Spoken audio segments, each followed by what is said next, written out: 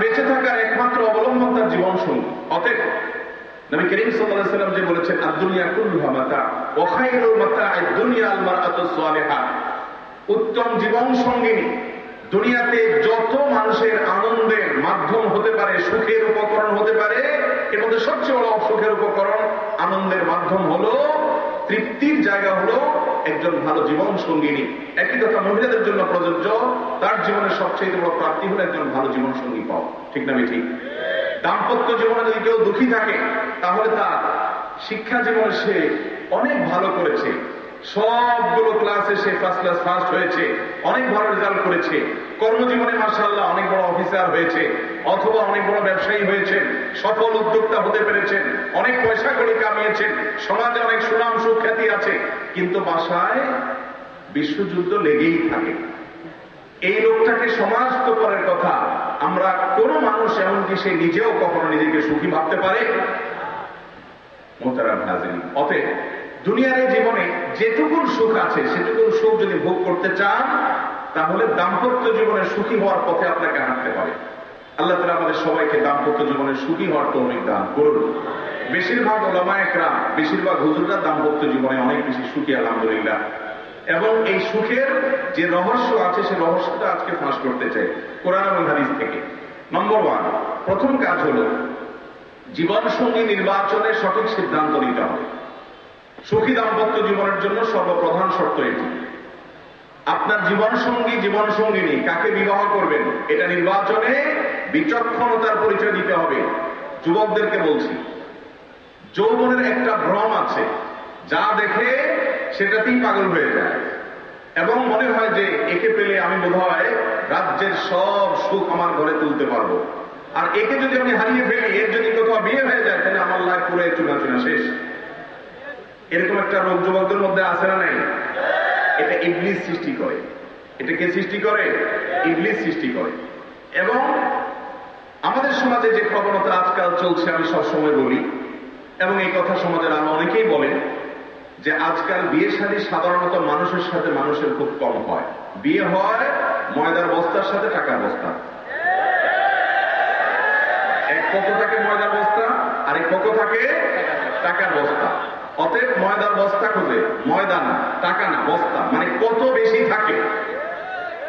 ছেলে একেবারে দেখতে শুনতে কুশ্রী বিশ্রী, অনেক ফ্যাটি, সমস্যা, পড়ালেখা ভালো না, অনেক অসুবিধা, কিন্তু পয়সাটা আছে। মেয়ের বাবা না, মেয়ের বাবা সবাই না, বেশিরভাগ।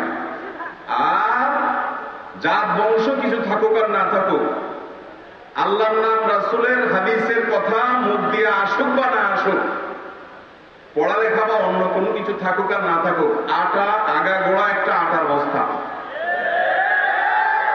সাজগোজ করে আটার বস্তা বানিয়ে ফেলেছে, সেটার জন্য ছেলেরা অস্থির এবং পাগল। ঠিক না বেঠিক? মানুষ খোঁজা হয় কম, মেয়ের বাবাও মানুষ কম খোঁজে, ছেলের বাবাও মানুষ কম খোঁজে। ভাইরা আমার, আজকাল ঘরে ঘরে অশান্তির একটা অন্যতম প্রধান কারণ হলো এটি, জীবন সঙ্গী নির্বাচনে আমরা ভুল করি। নবী করিম সাল্লাল্লাহু আলাইহি ওয়াসাল্লাম বলেছেন, ফাজফার বিযাতিদ দ্বীন। অনেক কিছু দেখেই মানুষ বিয়ে করে সমাজে, তুমি বিয়ে করবে দিনদারিতে দেখে। আল্লাহর শপথ করে বলছি, আল্লাহর শপথ করে বলছি, আল্লাহর শপথ করে বলছি, দাম্পত্য জীবনের সুখের মূল চাবিটা কি এই জায়গাটা, যেই জীবন সঙ্গী, যে জীবন সঙ্গিনী তার খুঁটাটা এক জায়গায় গাড়া আছে, সে আল্লাহর কাছে নিজেকে সারেন্ডার করে ফেলেছে, আপনি তাকে ধরতে পারবেন, ধরার একটা জায়গা আছে। সে বেলাইনে যাবে, আল্লাহর নির্দেশ দেখাবেন, সে লাইনে আসতে বাধ্য হবে। সে উল্টা পাল্টা করবে, আল্লাহর নিষিদ্ধ আপনি কোরআন থেকে দেখাবেন, সে আসতে বাধ্য হবে, কারণ তার খুঁটা এক জায়গায় গাড়া আছে। আর যার খুঁটা কোথাও গাড়া নেই, সে প্রবৃত্তির গোলামি করে। আজকে আপনাকে ভালো লেগেছে, কালকে লাগবে না। অতএব আজকে আপনাকে কেয়ার করেছে, কালকে শত্রুতা করবে, এটাই বাস্তবতা। অতএব কোনো মেয়ের মধ্যে, কোনো ছেলের মধ্যে যদি আল্লাহর ভয় থাকে, তাকওয়া থাকে, ঈমান থাকে, নামাজ থাকে, দিনদারি থাকে, তার চাইতে বেটার কোন জীবন সঙ্গী হতে পারে?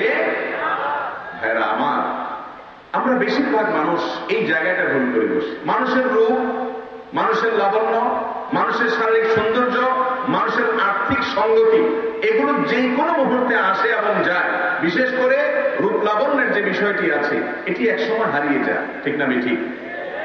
যাদের রূপ লাবণ্য দেখে আপনি অস্থির হচ্ছেন, পাগল করা হয়ে যাচ্ছেন, মা বাবাকে অসন্তুষ্ট করছেন, কোরআন হাদিসকে আপনি জলাঞ্জলি দিয়ে দিচ্ছেন, সেই রূপ লাবণ্য কি চিরকাল থাকে? চিরকাল থাকা তো পরের কথা, আপনার কাছেই কদিন। এবং সকল নিষ্কণ্টক, সকল জঞ্জাট মুক্ত সুখ আল্লাহ তাআলা কাউকে পরিপূর্ণ দেন না। এই পৃথিবীতে সকল চাহিদা, সকল চাওয়া কি সকলের পূরণ হয়?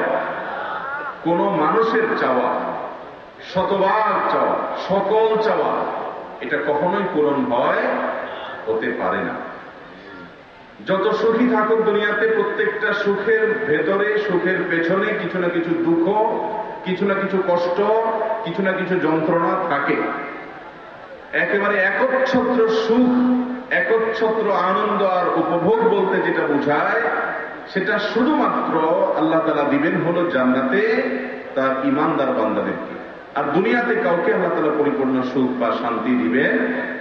সুখ বা শান্তি এখানে আপেক্ষিক ভাবে মানুষ ভোগ করবে, কেউ একটু কম, কেউ একটু বেশি। এই সুখ শান্তি দুনিয়াতে যেটুকু আল্লাহ তাআলা দিয়েছেন, এই সুখ, এই আনন্দ, এই সাফল্য, এটা আবার মানুষের জীবনে, দাম্পত্য জীবনে যতটা অর্জিত হয়, যতটা দাম্পত্য জীবনে মানুষ সুখ ভোগ করে, এরকম সুখ ভোগ করার, এরকম আনন্দ উপভোগ করার, দুনিয়াটাকে এনজয় করার অন্য কোন ধাপ মানুষের জীবনে আর নেই। ছাত্র জীবনে, কর্মজীবনে, কেরিয়ার গড়ার যে সময়টা আছে, এই সময়টাতে মানুষ যতটা সুখে থাকে বা যতটা সুখ বা দুঃখ মানুষের জীবনে আসে, দাম্পত্য জীবনে যে সুখ কিংবা দুঃখ মানুষের জীবনে আসে, সেটাই হলো দুনিয়ার এই জীবনের মধ্যে অপেক্ষাকৃত জীবনের অন্য যে কোনো স্তর এবং ধাপের তুলনায় বেশি সুখ এবং বেশি দুঃখ হয়ে থাকে দাম্পত্য জীবন। আল্লাহ রাব্বুল আলামিন আমাদের পিতা আদম আলাইহিস সালামকে সৃষ্টি করার পর তিনি কিছুটা মনমরা হয়ে বসে থাকতেন। তার খুব বেশি মন ভালো থাকতো না। আল্লাহ রাব্বুল আলামিন তার মনের সন্তুষ্টির জন্য, তাকে আল্লাহ রাব্বুল আলামিন সঙ্গ দেওয়ার জন্য এবং তার জীবনে সুখকে 16 কলায় পরিপূর্ণ করার জন্য দান করলেন তারই থেকে তারই জীবন সঙ্গিনী হাওয়া আলাইহিস সালামকে, মা হাওয়াকে। কোরআনে কারীমে আল্লাহ তাআলা সেজন্য বলেছেন, ওয়া মিন আয়াতিহি আন খালাকা লাকুম মিন আনফুসিকুম আজওয়াজা। আল্লাহর কুদরতের যে সমস্ত নিদর্শনের সাক্ষী আছে, তার মধ্য থেকে একটা হলো যে তোমাদের মধ্য থেকেই তোমাদের স্ত্রীদেরকে আল্লাহ তাআলা সৃষ্টি করেছেন। কেন সৃষ্টি করেছেন? লিতাসকুনু ইলাইহা, যাতে করে তোমরা পুরুষরা দুনিয়ার যত ঝামেলা ঝঞ্ঝাট আছে এই সব কিছু সামলে ওঠার পর যখন হাঁপিয়ে উঠবে, যখন ক্লান্ত হয়ে যাবে, যখন পরিশ্রান্ত হয়ে যাবে, যখন বাহিরে নানা ঘাত প্রতিঘাত, সুখ দুঃখ এই সবগুলোর মোকাবেলা করার পর তুমি অনেকটা তুমি পেরেশান থাকবে, তোমার দরকার একটু বিষাদ, তোমার বিষাদ এবং ক্লান্ত দূর করা। এই টাইমে যেন তোমার স্ত্রীর কাছে, তোমার জীবন সঙ্গিনীর কাছে গিয়ে তুমি প্রশান্ত চিত্ত হতে পারো, তোমার অন্তর যেন একটু প্রশান্ত হয়, তোমার অন্তর যেন একটু স্থির হয়। সেজন্য আল্লাহ তাআলা দাম্পত্য জীবন দিয়েছেন, বৈবাহিক জীবন দিয়েছেন। বৈবাহিক জীবন দেওয়ার উদ্দেশ্যই হলো মৌলিকভাবে, অনেক উদ্দেশ্যের মধ্যে থেকে এটা, যে যাতে করে স্বামী তার স্ত্রীর কাছে, স্ত্রী তার স্বামীর কাছে নিজের সুখ দুঃখের কথা বলে সুখ গুলোকে বাড়াতে পারে, দুঃখগুলোকে লাঘব করতে পারে এবং আন্তরিক প্রশান্তি এবং স্থির চিত্তের অধিকারী হতে পারে। আমরা সবাই একটা ঘটনা জানি, আমাদের নবী সাল্লাল্লাহু আলাইহি সাল্লাম হেরা গুহায় যখন জিবরিলকে দেখেছেন, জিবরিলকে তার আসল রূপে দেখার পর জিবরিল যখন তাকে নবী সাল্লাল্লাহু আলাইহি সাল্লামকে জড়িয়ে ধরেছেন এবং চাপ দিয়েছেন, সেটা আল্লাহ তাআলার নির্দেশে, বিশেষ হিকমার কারণে নবী আলাইহিস সালাম ভয় পেয়ে গেছেন, তার শরীরে জ্বর চলে এসেছে। তিনি বাসায় ফিরে এসে তার স্ত্রী উম্মুল মুমিনিন খাদিজা রাদিয়াল্লাহু তাআলা আনহার কাছে এসে তার সে ভয়ের কথা তিনি জানালেন। তিনি নিজের জীবন নিয়ে শঙ্কার কথা প্রকাশ করলেন। খাদিজা রাদিয়াল্লাহু তাআলা আনহা তখন নবী করিম সাল্লাল্লাহু আলাইহি সাল্লামকে সান্ত্বনা দিলেন, অভয় দিলেন এবং বললেন, কাল্লা লা ইউযিকাল্লাহু আবাদা, আপনি কেন নিজেকে নিয়ে পরেশান হচ্ছেন, চিন্তিত হচ্ছেন? আল্লাহ আপনাকে কখনো অপমান করবেন না, অপদস্থ করবেন না, ক্ষতিগ্রস্ত করবেন না। এই যে খাদিজা রাদিয়াল্লাহু তাআলা আনহার কাছে এসে নবী করিম সাল্লাল্লাহু আলাইহি সাল্লাম তার কষ্টের কথা, তার দুঃখের কথা, তার ভয়ের কথা, পেরেশানির কথা জানালেন। স্ত্রী হিসেবে তিনি তার সেই পেরেশানি দূর করার জন্য সহায়ক ভূমিকা পালন করলেন। আর এই জন্যই আল্লাহ রাব্বুল আলামিন দাম্পত্য জীবন দিয়েছে। দুঃখজনক হলেও সত্য, আমাদের সমাজের বাস্তব যে রূপ এবং চিত্র আজকাল আছে তা হলো যে দাম্পত্য জীবনে যে সুখ, যে শান্তি আমাদের আসার কথা, সে কাঙ্ক্ষিত সুখ বা শান্তি আজকাল দাম্পত্য জীবনে ততটা আসছে না। ঘরে ঘরে দাম্পত্য কলহ লেগে আছে।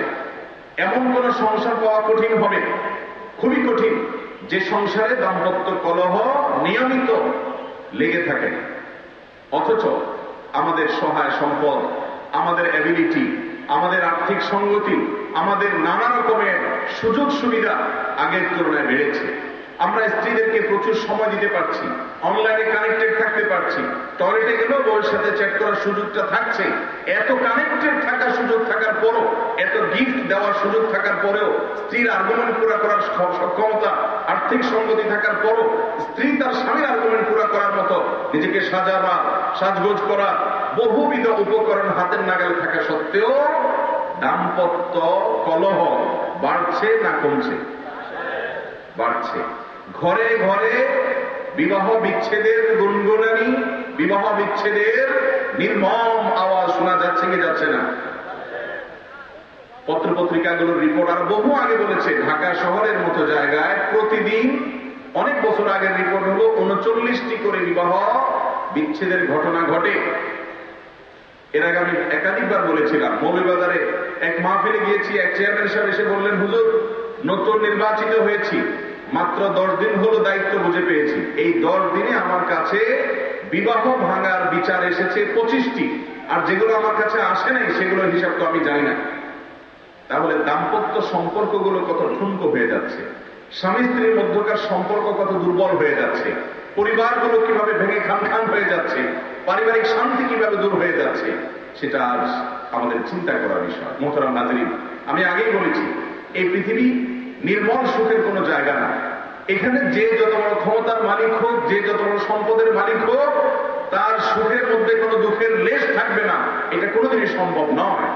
এখানে মানুষ ভোগ করবে, ভোগের পেছনে কষ্ট থাকবে, গোলাপের পাশাপাশি কাঁটা এখানে থাকে। অতএব এই দুনিয়ার জীবনে নির্মল সুখ নাই। এরপর আল্লাহ তাআলা সুখ বলতে কিছু যদি মানুষকে দেন, শুধু সুখ নয়, দুঃখ যেটা মানুষের জীবনকে শেষ করে দিতে পারে, সেটা যদি মানুষের জীবনে হয় দাম্পত্য জীবনে। দাম্পত্য জীবনের সময়টার উপর নির্ভর করে বলা যায় একটা মানুষ সুখী না দুঃখী। দাম্পত্য জীবনের আগে অথবা স্ত্রীর মৃত্যুর পরের যে জীবন আছে, এই জীবনটাকে খুব একটা মূল্যায়নে আনা হয় না যে এটাতে সে সুখী না দুঃখী। অতএব যারা বিবাহ করেছেন, যারা বিবাহ করবেন, উভয়ের জন্য কমন কিছু বার্তা আছে ভাই। কোরআন এবং হাদিসের আলোকে 10টি টিপস দিতে চাই, 10টি পরামর্শ দিতে চাই কোরআন এবং হাদিসের আলোকে, যে পরামর্শগুলো যদি আমাদের জীবনে বাস্তবায়ন করা যায়, দাম্পত্য জীবনে আল্লাহ তাআলা আমাদেরকে সুখ এবং শান্তি দিবেন ইনশাআল্লাহ। মোহতারাম নাজরীন, দাম্পত্য জীবনে যদি কেউ সুখী হয়, তাহলে এই ব্যক্তি সুখী। একজন মানুষ ছাত্র জীবনে হয় খুব বেশি সুখী ছিলেন না, হয়তো তার ক্যারিয়ারটা খুব ভালো করে তথাকথিত সমাজ যেটাকে গড়ে তোলার কথা বলে সেরকম ক্যারিয়ার গড়ার সুযোগ তিনি পান নাই। চাকরি জীবনে হয়তো তিনি খুব বেশি মোটা অঙ্কের স্যালারি পান না, ভালো কোনো পদ পান নাই, প্রমোশন হয় নাই। কিন্তু ঘরে তার যে স্ত্রী আছেন, এই স্ত্রী তাকে অনেক ভালোবাসেন, অনেক তার কেয়ার করেন, মন খুলে তাকে স্নেহ করেন, মমতা দেন, তার সুখ দুঃখে তার পাশে থাকেন। আবার একইভাবে একজন স্ত্রী, তার জীবনে হয়তো অনেক অপ্রাপ্তি আছে। কত মেয়ে আমাদের সমাজে আছে যে বাবা দ্বারা, মা দ্বারা অবহেলিত, ভাই বোন দ্বারা অত্যাচারিত, নানা দিক থেকে সে কষ্টে আছে, কিন্তু তার স্বামীটা তাকে কেয়ার করে, মহব্বত করে, ভালোবাসে, স্নেহ করে, তার যত্ন নেয়। এই মহিলার সমস্ত দুঃখ দূর হয়ে যায়। ঠিক না ঠিক?